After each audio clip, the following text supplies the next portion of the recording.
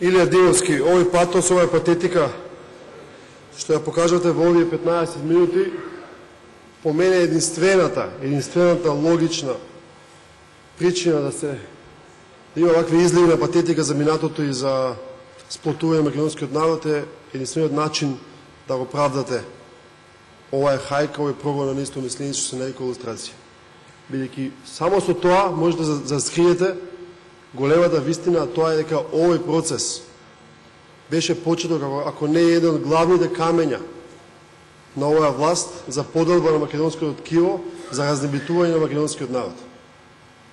И вие и јас сме родени 78, 79, 80 година. Како кажавте, немаме никаква причина, како велите, нашите идеолошки татковци да ги браниме. Овој процес Илија Димовски беше соопфатен. И немојте да манипулирате овде дека сите биле конституирани и сите биле вклучени во процесот сега. Беше соопфатен и СДСМ го поддржа. Затоа имаше со 2/3, мнозинство беше поддржан и така натаму и така натаму. СДСМ не ја дава поддршката, бидејќи се злоупотреби, стана демонски циркус на власта. Стана една опасна игра со која се жигосаа многу луѓе. Како ќе го правдате во вашиот патос и патетика лустрирањето на Славко Јаневски? Фенерот, столбот, светилникот на македонската самобитност. Како ќе го правдате оваа инкриминирана комисија за лустрација што го донесе само тој пример? Да не се навраќаме на други. Илија Димовски, Ченто е рехабилитиран. И вие, ако сте честни, ќе го признаете тоа. Јас лично сум одел 2 пати пред споменикот Ченто на поклон. И ние немаме проблем како нова генерација со тоа. Конечно, целата рехабилитација на овие луѓе може да се види преку една друга комисија, Комисијата за култура, која што јас ја водам, и програмата за обележување јубилеи и настани.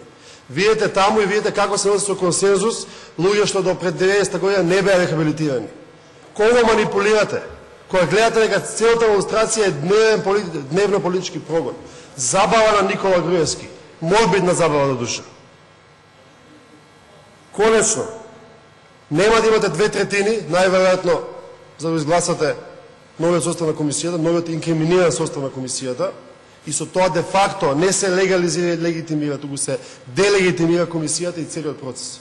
Ние ветивме, отстапуваме тој процес, се разбира дека нема да забраните никому да го критикуваме тој процес, и не само тоа, туку да ветиме дека има рехабилитација на овој процес, дека ќе се врати правдината на оние што биле неправедно жигосени заради дневно политичките потреби на Никола Груевски, Илија Димовски, пратениците на ВМРО-ДПМН и нивните медиумски загаи.